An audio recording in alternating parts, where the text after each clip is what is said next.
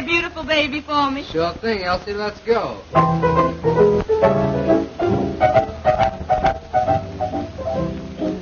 You must have been a beautiful baby. Why, you must have been a wonderful child. When you were only starting to go to kindergarten, I'll bet you drove the little boys wild. And when it came to winning blue ribbons, you must have showed the other kids how. Why, I can see the judge's eyes as he handed you the prize. I bet you made the kids bow, 'cause you must have been a beautiful baby. 'Cause baby, look at you now. Why, you must have been a beautiful baby. Why, you must have been a wonderful child. 'Cause when you were only starting to go to kindergarten, I bet you drove the little boys wild. And when it came to winning blue ribbon, why, I bet you showed. Why, I can see the judge's eyes as he handed you the prize. Bet you made the cutest bow, 'cause you must have been a beautiful baby. 'Cause baby, look at you now.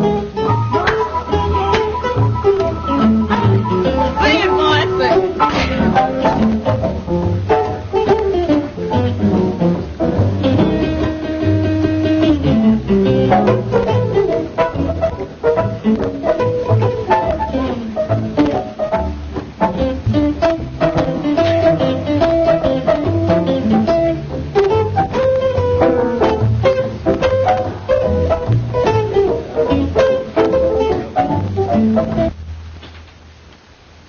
Come in.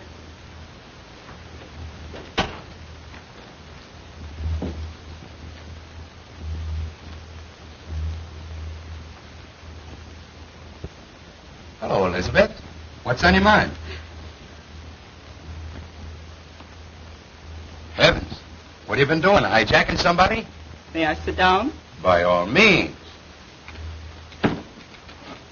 There you are.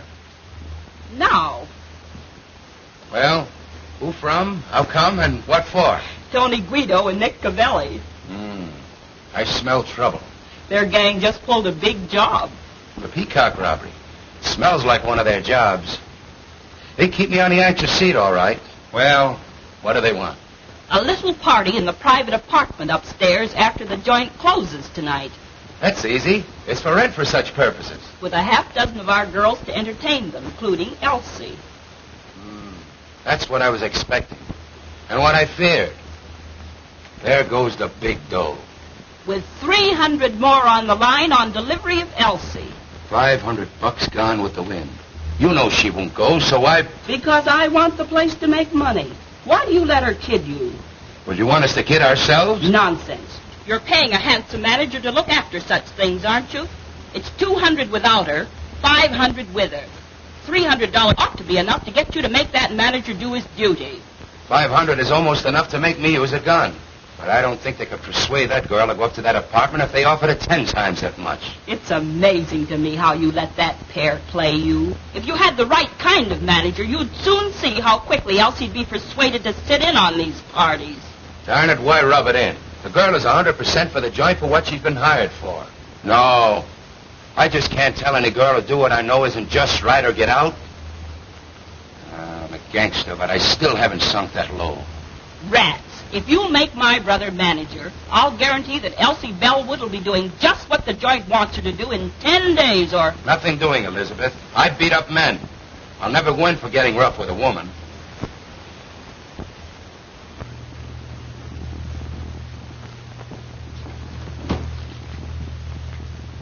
Oh, Mr. Farina. Yes? Step here a minute, please. Get a load of that specialty.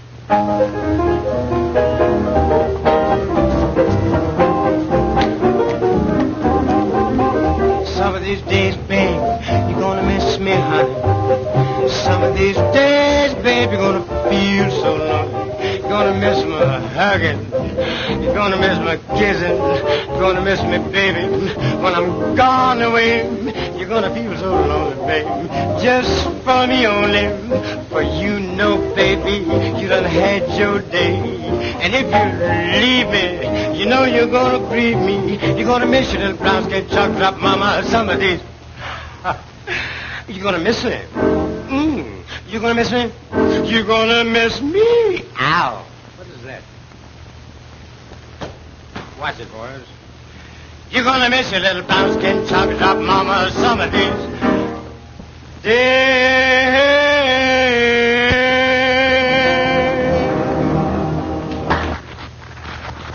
A manager should be able to entertain in case you come up short of an act some night. You saw that. Think it over, Mr. Farina.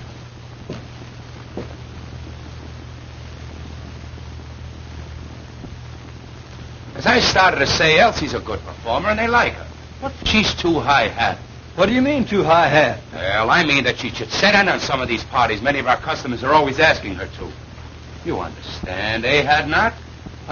But is that just right? You know that not Elwood, she's a good performer. Pleases everybody with her singing and dancing. So don't you think that's quite enough? Of course, but the other girls go in for it, so why not her? That's her business. I hired her to do just what she's doing. If she wants, I couldn't stop her.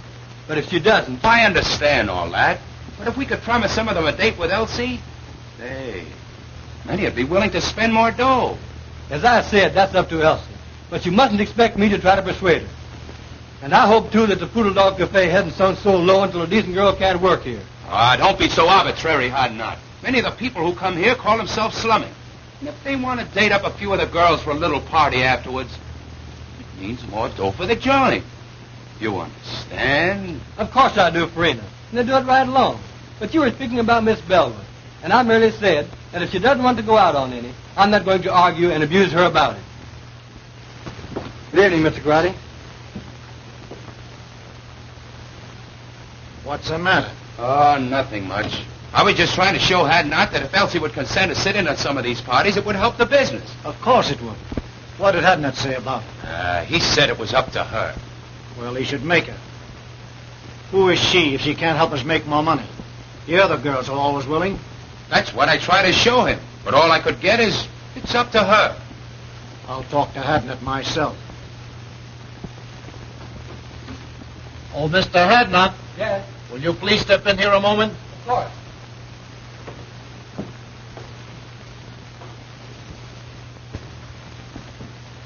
Have a seat. Cigarette? No, thanks. Mr. Hadnot, my cousin tells me you don't like the way we run our place. Hadnot don't think that we ought to try to persuade Elsie to go out on parties if she don't want it. I said that I wouldn't try to...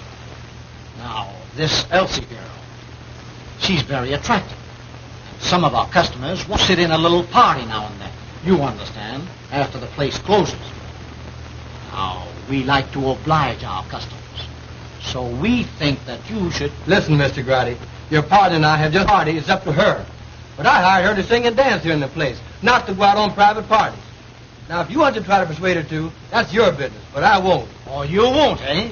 Well, what do you think we got you hired for besides managing the place? We can do the managing. That is, you know the girls better than we do. You talk the same language. Now, we've been after this girl to help us out a long time. Now we say you get her to or... Quit. That's okay by me.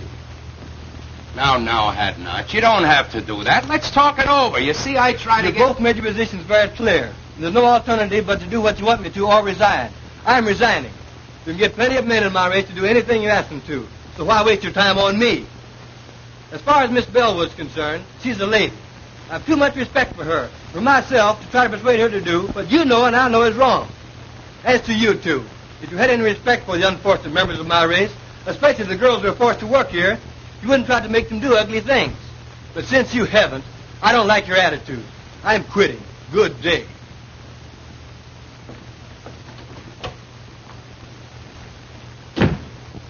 I was coming in to see Mr. Farina, and I couldn't help overhearing what was going on inside. What does he mean?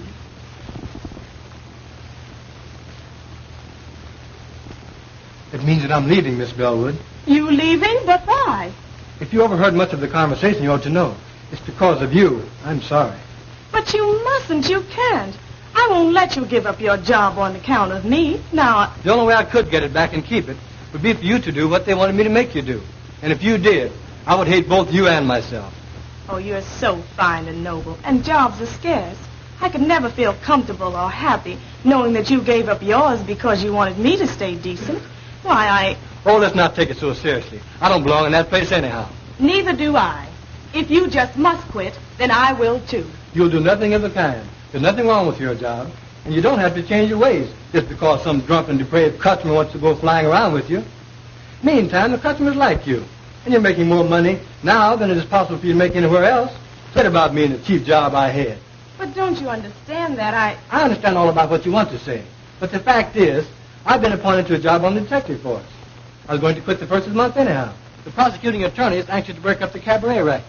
And their efforts to force you to be bad, whether you want to or not, should be a part of it. Anyway, I've got a better job. So go in there and do your work and keep on being nice. I like you that way.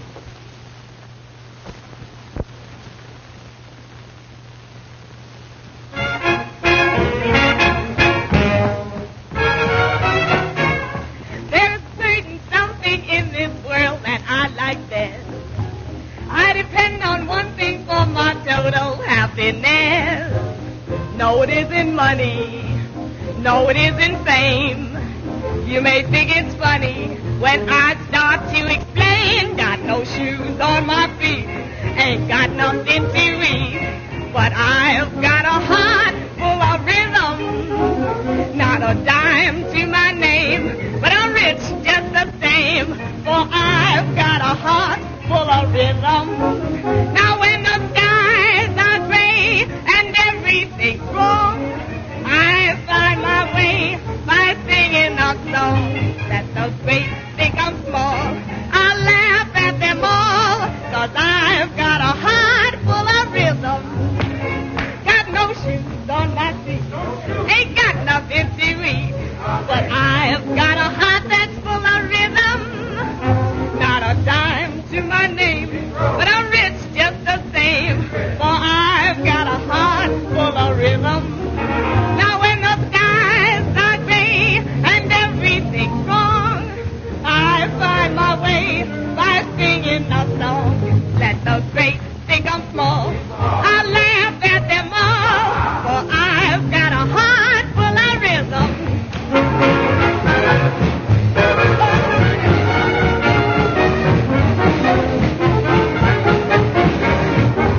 Now let the great think I'm small, I laugh at them all,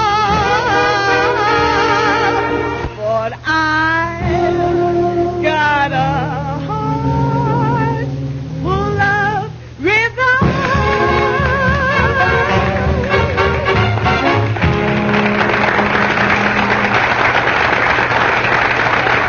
Be very happy when I think of you being without your job on account of me. Tell you, Elsie, if I may call you that.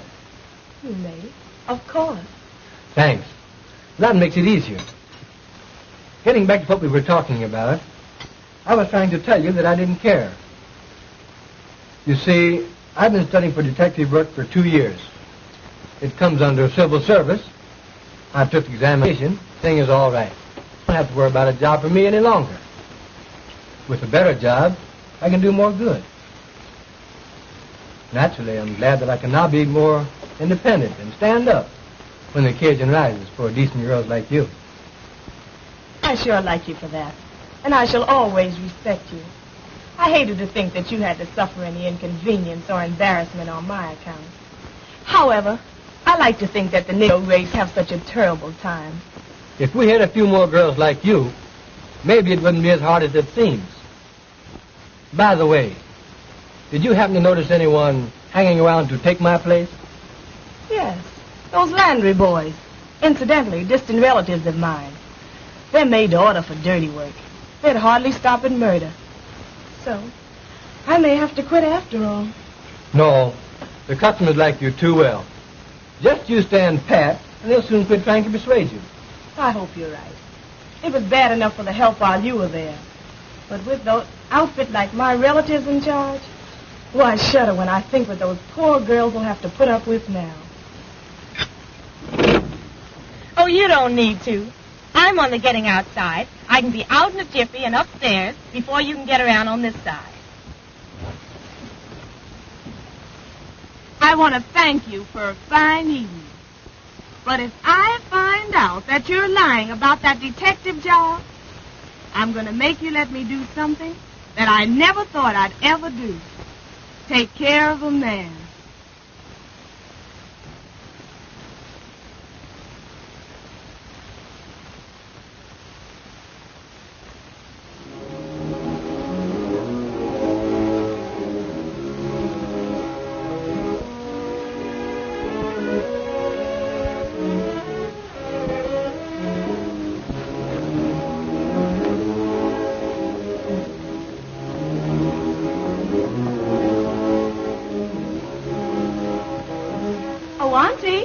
Oh, Auntie, are you asleep?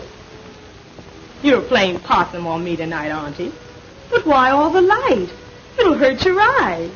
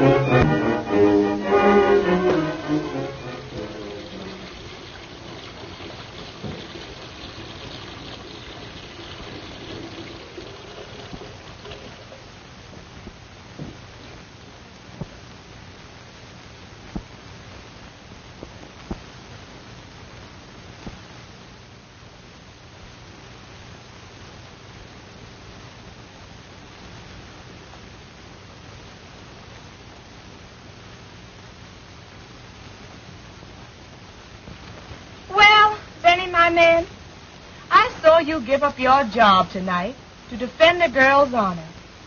A girl almost a stranger to you. But she's a good girl, Benny. And you stood up for her and believed in her at the price of your job. That's what I call a man. You're all right, Mr. Hadnot. I'd like to see some other colored man give up his job on account of any girl. Why, he'd throw at anybody that would show him 50 cents. I'm sorry to say. And then take her back for him. Pretty rotten setup. But you're out of a job, Benny. You've got to live and get along until you find another one. Now, you may have this job that you mentioned, and you may have just said it to console me, but I'll find out. I've seen plenty of women taking care of men. Worthless, trifling, good-for-nothing men. And I've hated them for it. Isn't that funny? I want to take care of one now. You, Benny. But you're such a good man, Benny. But this is different. You've just got to be all right. I've just got to do this. I want to give you everything that I make and let you give me what you want me to have. Will you promise me you'll do this, dear? It'll make me so happy.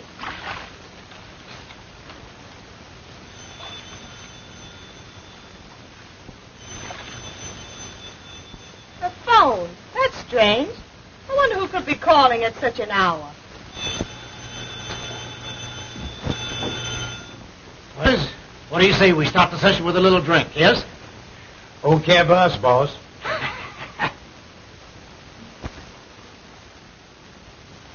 What can you want to talk to my aunt about at this hour? Please give me the message. She's offended. But if you say that it's a matter of life and death, I guess I'll have to call her.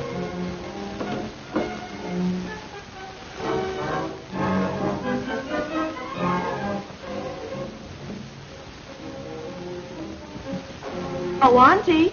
Auntie, someone wants you over the phone. Do you hear me? Poor Auntie. You're tired. I just won't do it. Whoever it is has got to give me the message or wait until you wake up.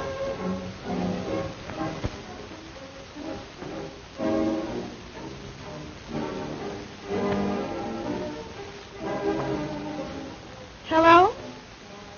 Hello? Hello? Hello? Hello? Hello? That's strange.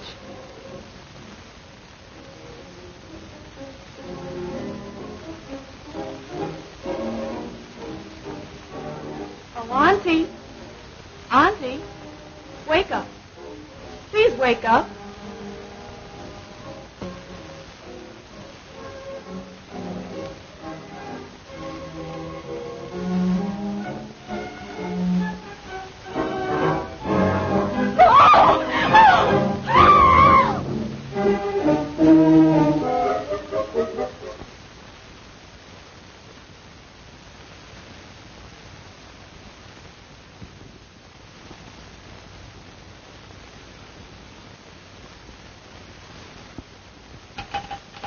Operator! Operator! Give me the police station, please! Quick! You say you arrived home about 3 a.m. and thought upon seeing your Aunt laying as we discovered her that she was asleep? I thought she was asleep. When did you discover that she was dead, had been murdered? As I was finishing my bath, the phone rang. Yes? I left the bath and went to answer it. You answered the phone. I answered the phone. And? The person calling wanted to speak to my aunt. They insisted upon speaking to her. I asked them to give me the message. So, finally, when they insisted that it was a matter of life and death, I told them to hold the phone and I would go and call her. Then? Then I went to my aunt's room and called her. But she didn't awaken. She didn't awaken. Did you shake her? We usually do so when someone is hard to awaken. No, I didn't shake her. She was sleeping so peacefully that I decided that I would go back to the phone and insist upon them giving me the message. So you went back to the telephone and... I went back to the telephone, and I didn't get any response. The person calling had hung up. Had hung up? I tried and tried, but I couldn't get any answer. You're quite sure that no one answered? Positive. That aroused my curiosity. I began to feel suspicious. So, finally, I went back to my aunt's room and called her and shook her. And it was then that I discovered that she had been shot. That she was dead.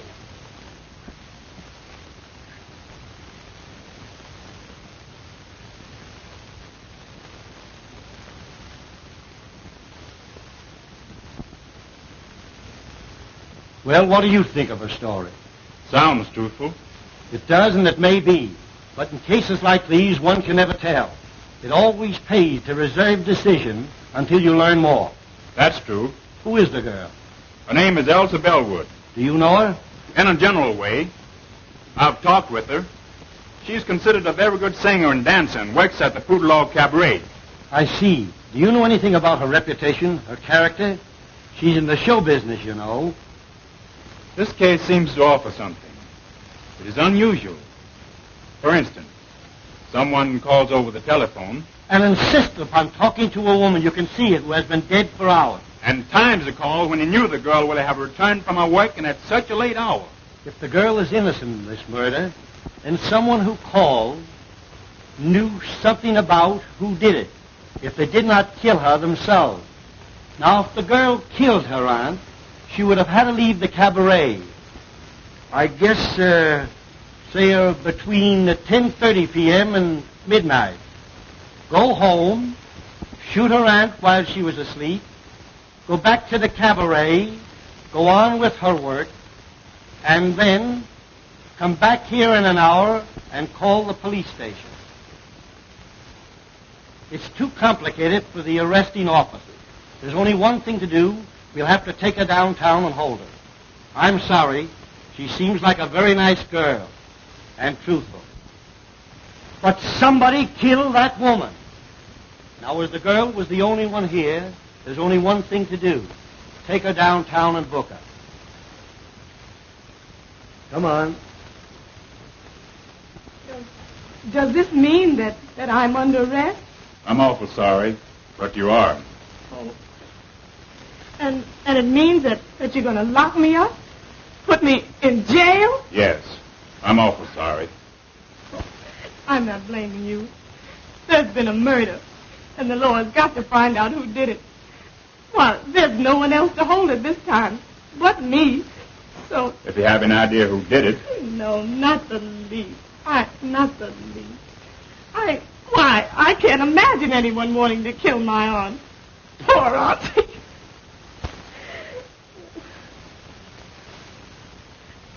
I was thinking of myself. I've never been arrested before. And now they're holding me for something that I don't know anything about.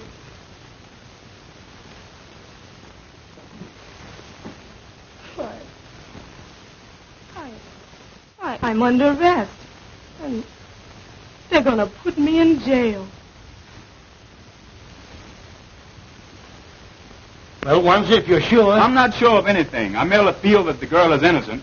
We should go easy on her until we get some more evidence. Well, I'll speak to the matron. But you understand she cannot leave.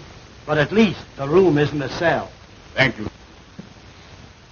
I've talked to the matron has a room here with a bed in it. So we're going to let you have it so you can get some sleep. Then when you're brought before the DA this afternoon, you'll be more rested and composed and think more clearly. You must be awful tired after such a night and all of this. Thanks. You're very kind. I am tired. Very tired. I feel... Oh, I guess I just don't feel anything anymore. I'll call the matron now. Do you know a lawyer? Have you some friends? I have no lawyer. I know a lot of people, but I'm afraid they won't understand this. I just don't know what to tell them. Do you have a boyfriend? No, A pretty girl like you? You must have somebody you like or who like... Oh, I didn't say that I didn't know anybody. I know a man, but I don't... He would come closer to under than anybody else. If you have a pencil, I'll give you his name and address.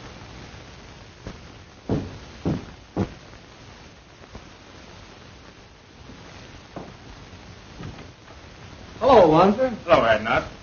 Come in.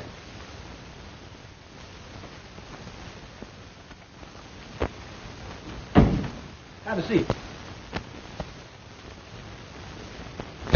If Miss Bellwood didn't want to go on these private parties, and you know what that means, I wouldn't make her go. Say, if I had my way, I'd clean up every cabaret like the poodlock in this town. I stay so annoyed when I have to look upon other girls forced to put up with all they have to that it just makes my blood boil. Well, that was the trouble, and why I lost my job. Miss Bellwood is a good girl. She's a good performer, and the people like her. So I was thumbs down on making her do anything, other than the work she had been hired to do, for her to hold a job. So that's why I'm out of the poodle dog. That's too bad, Hadnot. But what about your appointment to the detective force? That's gone through, and I'm starting to work the first of the month. Good. I'll be glad to welcome you. Thanks. But getting back to the girl, can you imagine her committing a murder? We couldn't even force her to go on a private party. I'm positive that she doesn't know anything about it. But this is the law, so you see what we are up against. Sure, I understand. Well, get your things on and come on down to the station with me, and we'll see what we can do. Of course. I'll be ready in a few minutes. Come in.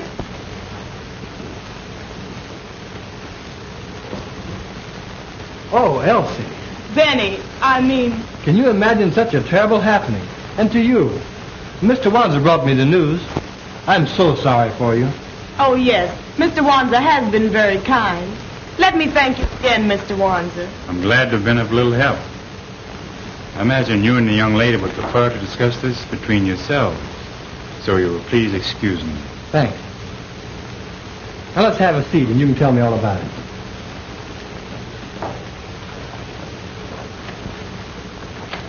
As I understand it, she had been dead several hours when you found her, after your arrival home.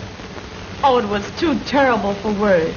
Why, I walked about the house talking to her at intervals for about 15 minutes after and called, or maybe had called, to see if I had returned home. And when they found that I had and didn't know that she was dead, then that's the way it all ends. I can't even imagine beyond that. She was shot between 11 and 12 o'clock last night. Now, what time were you called? Between 3 and 4 a.m.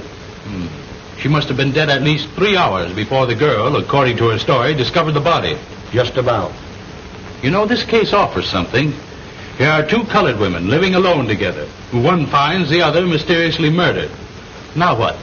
I've detailed Wanzer to investigate it. That's sensible. Being a colored man, he might be able to find out things that one of our other officers could not. And I expect him to uncover something by this afternoon. Come in.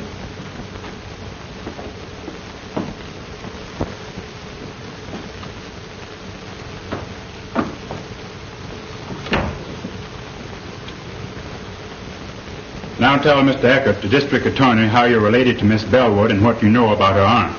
Well, I don't know that I ought to. Go ahead, sister. Tell them all about it.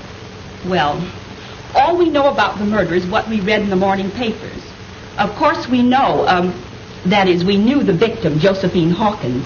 In fact, she was a cousin of ours. Oh, your cousin. So you were related. All right, go on. And this Miss Bellwood was her niece and lived with her. That we have already found out. Miss Bellwood told us that when we went to her house this morning. Of course, I merely mentioned the fact so that you'd understand. Now, what did this Mrs. Hawkins do? How did she live? You mean Miss Hawkins? She wasn't married, had never been married. Oh. No, she owned a beauty parlor that she ran downstairs in the same building. Have you any knowledge or idea how the expenses of the apartment were shared? No, I don't know. But I do remember once talking to her and of her saying that she had an awful lot of insurance for a woman, but that Elsie, her niece, had taken it out on her and was paying the premiums. So she was heavily insured, and her niece, whom we are holding here, paid the premiums, even had the insurance taken out. That's what she told me. Just when did she tell you that? Oh, 3 or 4 months ago, I'd say. That, of course, could be a motive for the murder. But we want to know more, Mrs. Green. The whole story. All you know. It's all right, Elizabeth. Go on. Tell them all you know. Well, Now, just a minute. Come here. You keep telling her to talk. How about you doing some talking yourself? What are you ordering her to tell? What do you know? Well, you see, I just got a job to manage the Poodle Dog Cafe last night. Oh, I see. You got a job to manage the Poodle Dog Cafe, and you got it last night. So what? Yes, he must tell all he knows. A murder has been committed, and the law must find the guilty persons. So tell all you know, if anything, about it. Well, we don't know anything much, mister. But you said the murder was committed between 11 and 12 o'clock last night. We were at the Poodle Dog Cafe from 9 o'clock last night, waiting to see Mr. Farina and Mr. Garotti about this job. At around 11 o'clock,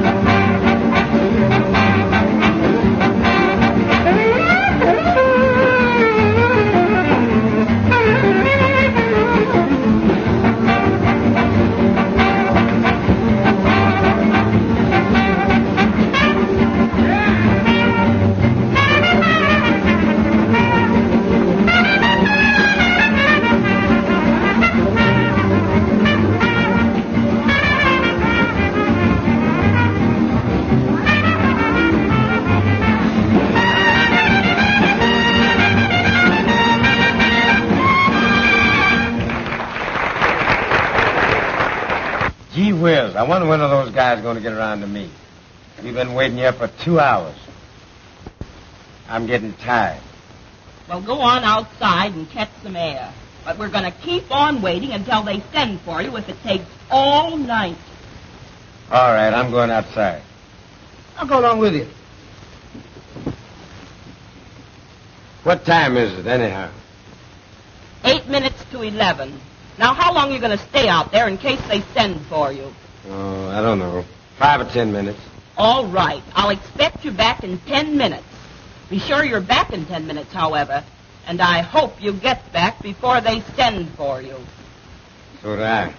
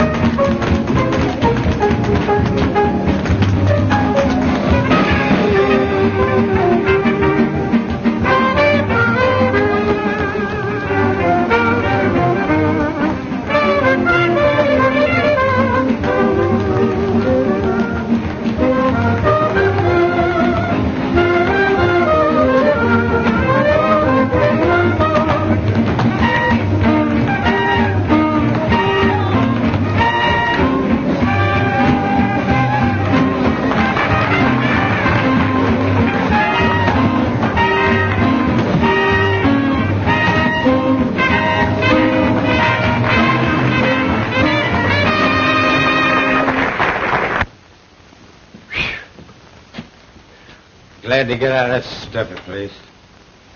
Cigarette? Yeah.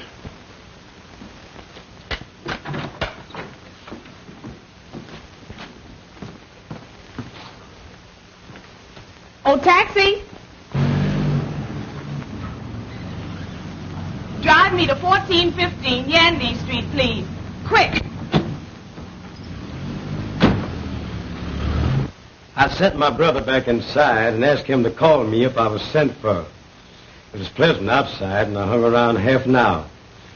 It was perhaps 25 or 30 minutes later when...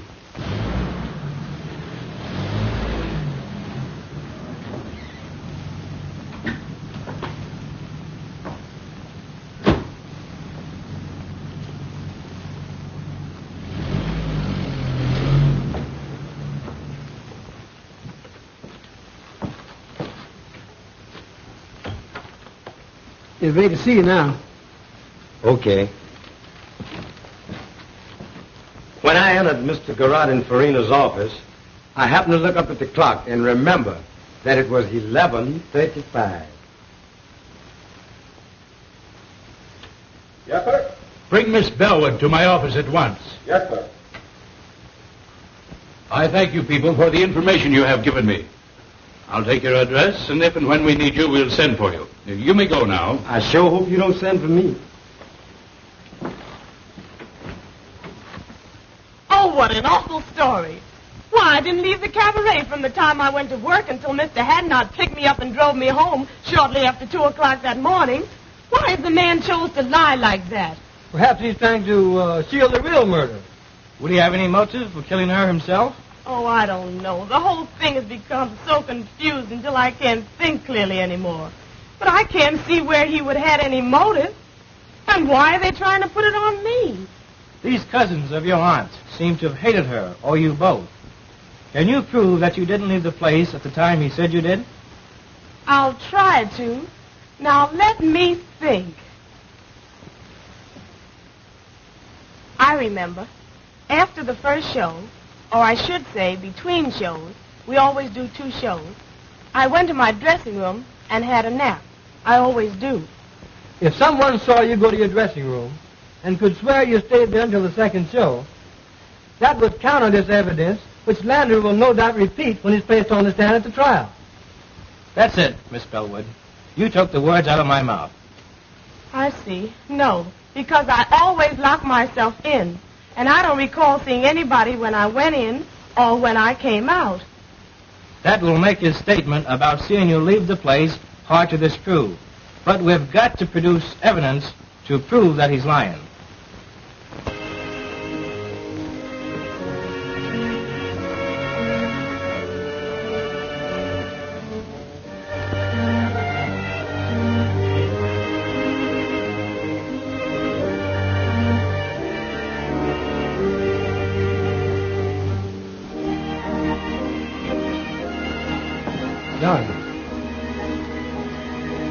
There's no use, Benny.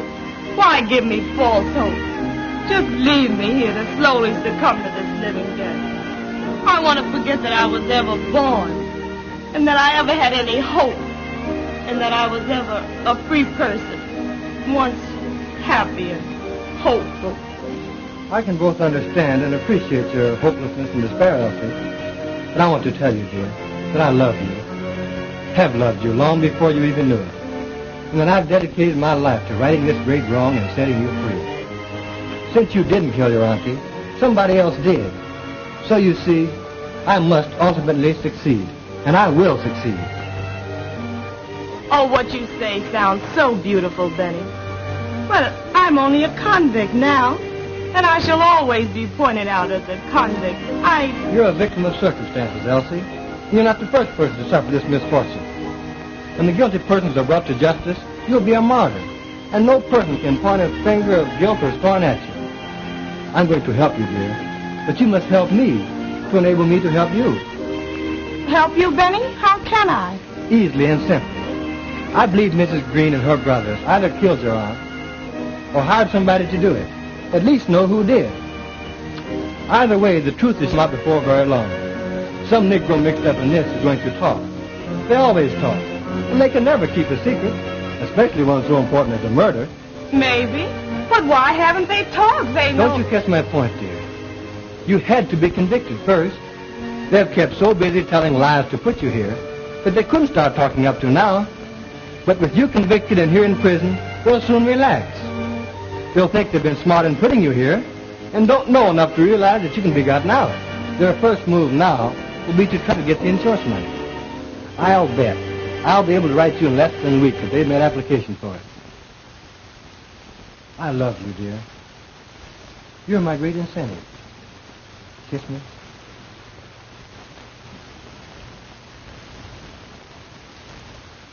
Well, how are you, Mr. Wansit? Would you have a chair? Sit down here.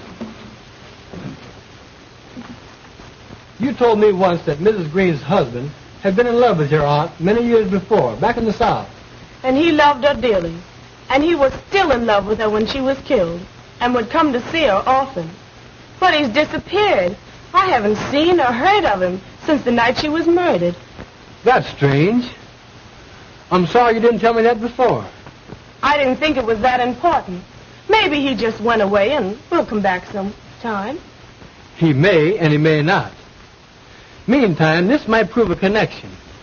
It might turn out to be the link that's missing. Maybe you'll find out something when you go to the city from, Reverend Bryson. He knew us all before we came from the South. Maybe you'll find out something from him about Mrs. Green's husband. Although it has been a long time since we came north. This looks like a lead. I'm going to follow it. I have a feeling we'll get somewhere. Now that this Elsa Bellwood has been convicted of murder and sent to prison for life, who will the company pay the money to? Oh, that will be decided by the court. In the meantime, this Green family, Elizabeth, John, and Clyde, have applied to it of next of kin. Oh, they have? So soon? Yes, I have the application papers here. You won't be paying them the money? Not until authorized by the court, and that will take considerable time. I'm glad to hear you say that. Did they give an impression when they filed the application that they understood it would be some time before the matter would be settled? Since you come to speak of it, I think that will be settled very shortly. Thank you. That is all I wanted to know. By that, you can see that they're counting on the money much sooner than it is even possible for the claims to be paid. This case isn't going to be long before something cracks. When this outfit finds that they can't lay hands on the money as quick as they had planned, Some of them are going to get impatient and drop something. And I'll be Johnny on the spot to pick it up and land all three of them in jail right quick. Well, I'm depending on you to keep checked up on them and help me to get somewhere. I've a feeling that there's a story yet to tell. In the meantime, let's get over this Reverend Bryson's and see what we can find out. You said something, brother.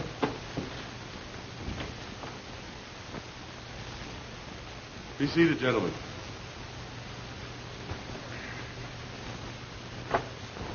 You're nothing but a whiskey head and no good. We have liquor here to sell to customers, not to be soaked up by the manager. You stay drunk. Nobody likes you. So you're through. Now get out.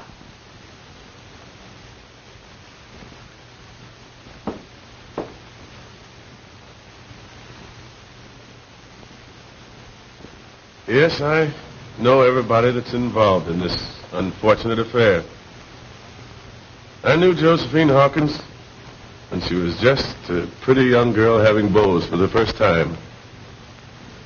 I knew Elizabeth Landry when she pulled the trick on Ned Green that made them man and wife. She says that she's going to have a baby and that I'm his father. Are you? Maybe I am and maybe I ain't. You know I ain't the only one that's been running around with her. Well, that's the chance you take, young man. She has you charged with fatherhood. There's no alternative. What do you mean there's no alternative? Well, I mean that you must marry the girl. But I don't love her. Never did and never will. You know who my girl is. You know who I've been going around with. And I ain't afraid to tell you that I love Josephine Hawkins. She wouldn't come up with no tale like this. Why should she want me to marry her when she knows that I'm in love with her cousin? Well, that I don't know, young man. Now, you admit that you've been having clandestine affairs with that girl. She charges you with being the father of her unborn child. If you do not marry the girl, she'll have you arrested, put you in jail. You have a very good reputation, and you shouldn't permit either yourself or the girl to be scandalized. When you get ready for the ceremony, bring the girl here to me. Well, I married the couple. And 3 months later,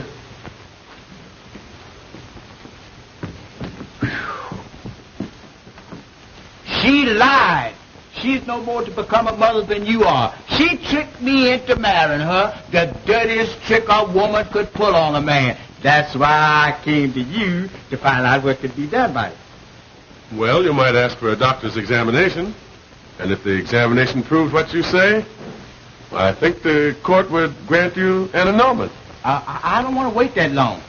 I can't be bothered with no nerves. I'm leaving town. I'm afraid if I stayed here, I'd kill her. I ain't got time to be bothered. I am leaving town tonight. Goodbye. Heartbroken, Josephine Hawkins had left town, gone north. And Elizabeth, after Green had left her, she left shortly afterward also for the north. And feeling that Green had followed Josephine, which perhaps he had, Elizabeth took her brothers, whose reputation was rather unsavory, north with her. 10 years later, I was transferred to my present charge.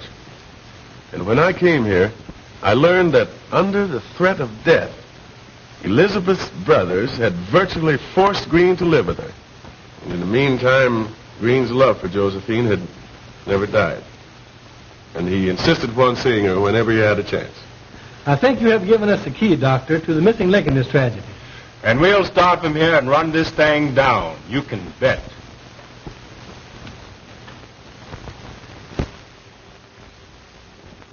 Here we are, broke, strapped. It may be months before we get this money, if at all, and you must keep pouring liquor down your dirty throat until the Italians get disgusted with you and kick you out.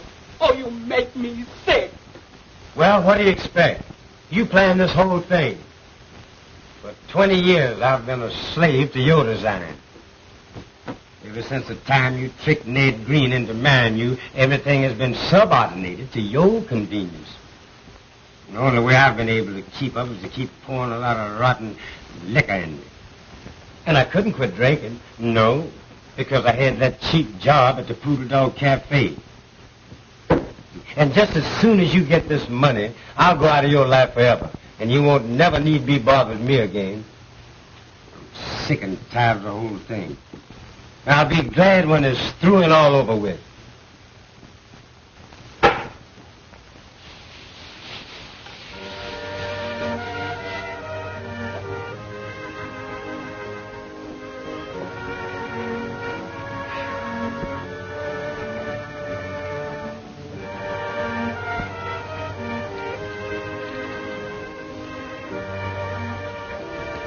Dearest Elsie, we're getting somewhere.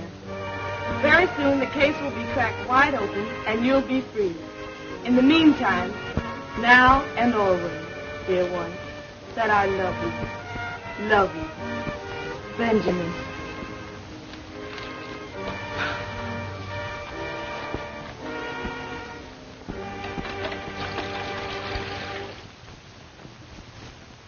We'll wait right here till somebody comes out or goes in. I have a feeling we won't have to wait long. Hey, son, come here. Yes, sir? Live around here? Right across the street in that house with the yellow shades. How about the house next door? Mrs. Green lives there. Mrs. Green? Yes, sir, and her two brothers, John and Clyde. Nobody else? Well, her husband used to stay there, but he don't no more. He doesn't anymore. Why? I don't know. He just don't. He ain't been there in a long time. I think he went away somewhere. Anyway, he ain't there no more. But Mrs. Green's brothers, do they still live there? Oh, yes, sir. One of them's there now. He always is. The other one will be coming along soon. They eat about this time. And the other one will be coming along soon for his dinner. Which one's there now? John. He sleeps up until about this time. Then he gets up and eats. And then he goes down to the Maple Leaf Social Club. Maple Leaf Social Club, eh? Well, what time does he get back? He's never back before I go to bed, so I guess he gets back kind of late. Now, this brother John that you mentioned, does he work? They say he does. My papa says they gamble down there. And he does something. Thank you, son. Well, there's something for you. Oh, thank you, sir. Now, what time do you go to bed? About 9 o'clock, sir. About 9 o'clock. I see. How would you like to meet us, say, right here at 8 o'clock? We want you to carry a note. We'll give you another quarter. Oh, I'll be glad to, sir. Right here at 8 o'clock. Right here at 8 o'clock. But remember, don't tell anybody. We won't be able to meet you and give you that other quarter. Oh, I know how to keep my mouth shut. I'm studying to be a G-man. I won't tell nobody. Be sure that you don't. You can go now and meet us back here at 8 o'clock. At 8 o'clock? Don't tell nobody? I'll get you, mister. Goodbye. What's the idea, anyhow? I want to have a little talk with Brother John. A little private talk, and I need the boy to help me to arrange it. Let's go down to Morrison now for a glass of beer, and I'll tell you the rest when we get there. Now, that's the way we'll work it. Sir, that's a clever plan to have thought up all by yourself. Why didn't you think of it before? And why didn't Napoleon think of airplanes and howitzers? He could have really conquered Europe then.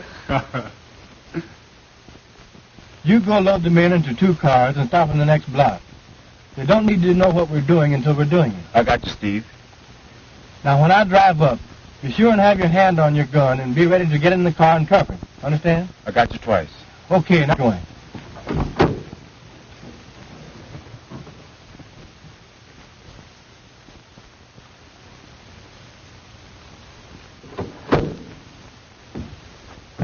All right, mister. Here I am. So I see. Johnny on the spot. Always be on time, and you'll get somewhere by the time you become a man. Yes, sir. Say, do you know where the Maple Leaf Club is? Sure. I want you to show me that. So you drive up to the next corner, then you turn right, and there you are. All right, here it goes.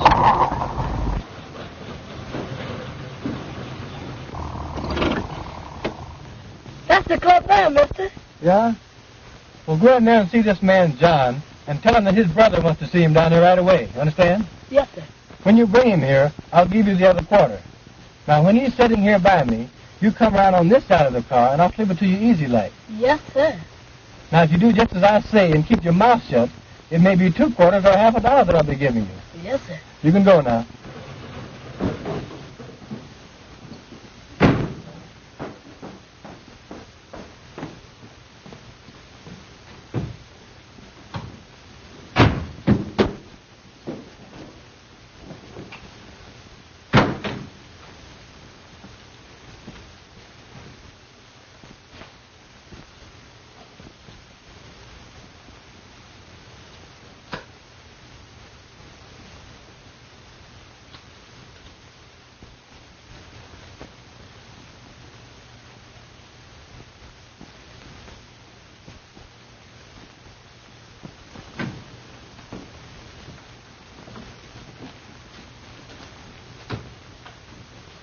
Hello, John. Well, hello, Edna. Ain't seen you in a long time. Been kind of busy since I left the poodle dog. Yeah. Say, where's my brother? You'll soon see, you contemptible liar. That was just an excuse to get you out of here. I wanted to see you. What's the meaning of this? We was trying to hope somebody... All right, I got him covered. Say, what's the meaning of this, fellas? I ain't done nothing. What y'all gonna do with me? We're taking you for a little ride, and you won't be coming back. I ain't coming back. How come? Ever heard of Tolston Manor? You mean that handed house way out there on Tolston Point? Yeah. What's that got to do with me? We're taking you there. For a little seance with the ghost of the manor. Not if I knows anything about it. Oh, no, my good fellow. Not only are we taking you there, we are going to tie you up and leave you there to starve to death and die. You've been telling lies and have done an innocent person a great wrong. So we're going to take you up to meet the ghost of Tolston Manor and all his imp ghosts, after which you die. Oh, Lordy. Come on. Say, what's the meaning? Come on. What y'all gonna do with me? I ain't done nothing. Get on, Edna.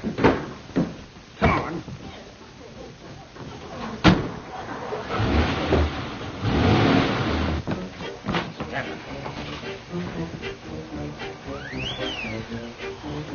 All right, Wanda. Make a light, please.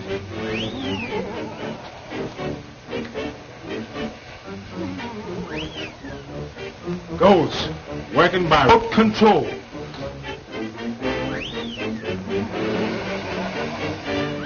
I hear that the only living things that visit here are huge buzzards with pink necks and white gills who fly down through the chimney and pick the bones of liars like John here, whose lips have caused great suffering. They tie them to that post over there. And when the buzzards fly down and devour our bodies, old Tolston turned their soul into imp ghosts. And every night at 12... Great goodness, it's midnight now. When that hand reaches 12, the ghost I've heard appear. At the stroke of 12, now watch.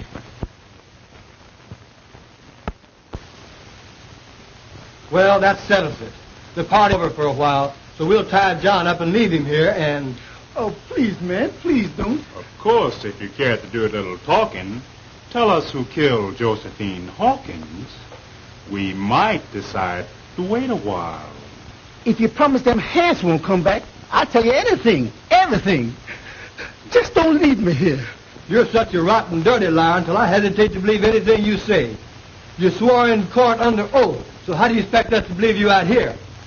But I'll tell you why we brought you here, and why we're going to leave you here with these ghosts. You killed Josephine Hawkins. I killed who? Josephine Hawkins. And you lied about Miss Bellwood when you swore she left the cabaret and went home and shot her aunt. I didn't. What do you mean? I means I did lie about Miss Bellwood. So did my brother. But I didn't kill her aunt. Neither did my brother.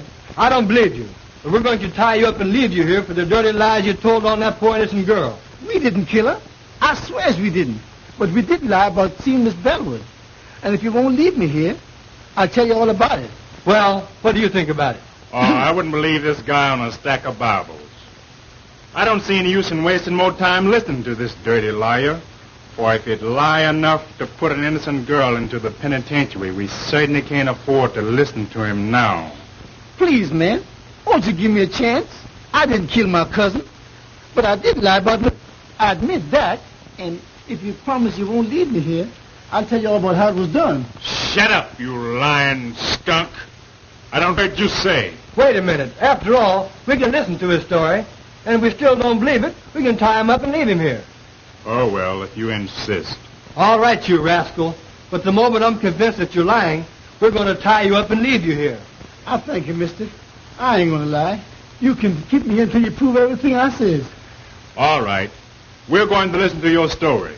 But we warn you that the moment it begins to sound fishy, it ends. And right here you stay. I'm going to tell you the whole story. And ain't one word of it's going to be a lie. All right. Start from the beginning. Way back in the South, before any of you came north. Yes, sir. I sure will.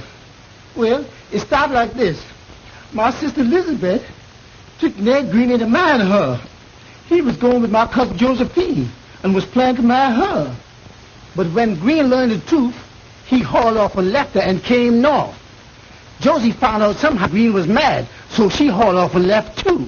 My sister then followed Ned up north and brought me and my brother along with her. And lo and behold, she found Ned up here chasing around after Josie. That made her mad, so she had us go get him and scare him into living with her again. He tried to, poor fella, but he just couldn't get along somehow. You see, Ned was still in love with Josie and was always slipping out and seeing her. Then, just before the murder... You've made a slave out of me all of my life. Why don't you let me be and give me a divorce so I can go and marry Josie? You know I love Josie and have loved her always. We would have been happy if it hadn't been for your lying lips. I'll not let you alone. And I dare you to try to get a divorce. If you even as much as start to try, I'll have my brothers break your ugly neck. Same thing, year after year, the same thing. Well, you ain't never made me love you, and I ain't gonna try no longer. I'm leaving you for good, and I'm going to Josie. And if she won't run away and live with me, I'll steal into the house some night and kill her, shoot her in the head, then kill myself. That's what I'm going to do.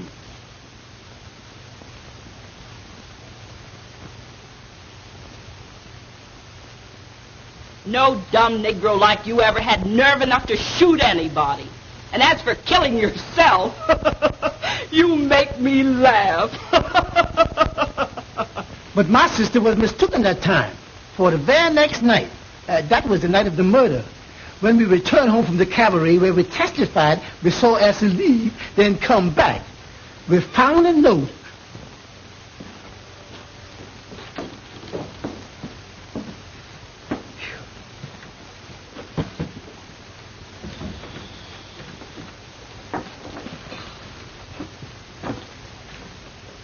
Hey, sis, where's the bottle? What about a little drink? Oh, go chase yourself. You've had enough liquor tonight.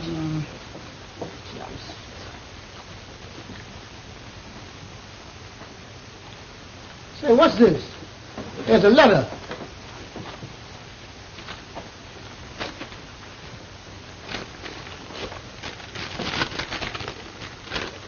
To my wife, I have done it. There is nothing to live for, so tonight I went to Josie's house and shot her through the head while she slept and turned on the light so her soul could find the way to heaven. With Josie dead, when you find this note, I will be dead too. I am going to tie a rock around my neck and jump off Tyndall's Bridge.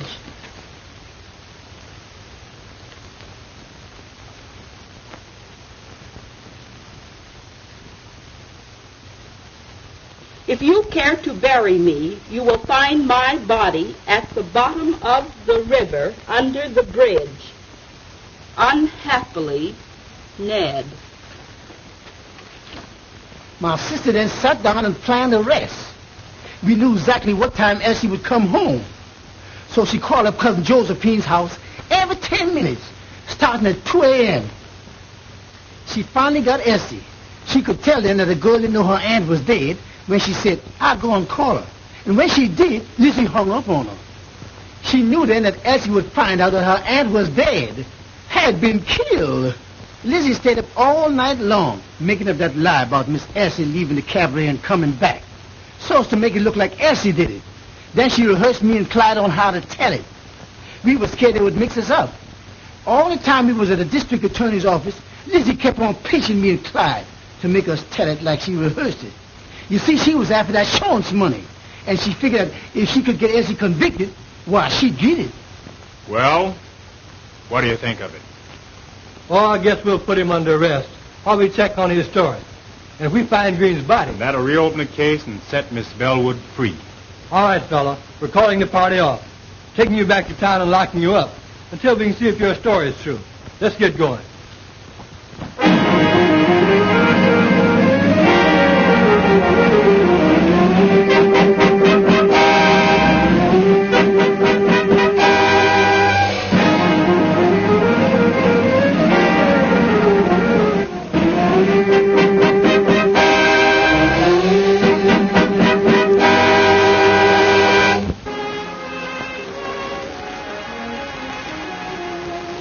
They're yours, dear. I'm giving them to you. Giving them to me? Now, what do you mean? Just what I say. They're yours, then, my darling husband. But Well, I'll explain. To begin with, I wouldn't have had them at all if you hadn't dedicated your life to the solution of the crime, which set me free. And next, for some strange reason, when I thought that you had lost your job on my account, I developed a means to give you my money, to take care of you if need be, until you got another job. Then suddenly, all I had been through began to happen. You saved me, you loved me, and you married me. And I love you. Now, after all this, if you want to make me happy, please take these checks, $15,000 worth, and do whatever you want to do with it. Will you promise me, dear? Such a peculiar request. Such a strange desire. But since you insist on making me a sort of guardian, I'll take the checks and establish a trust fund for our children, dear. That'll be all right?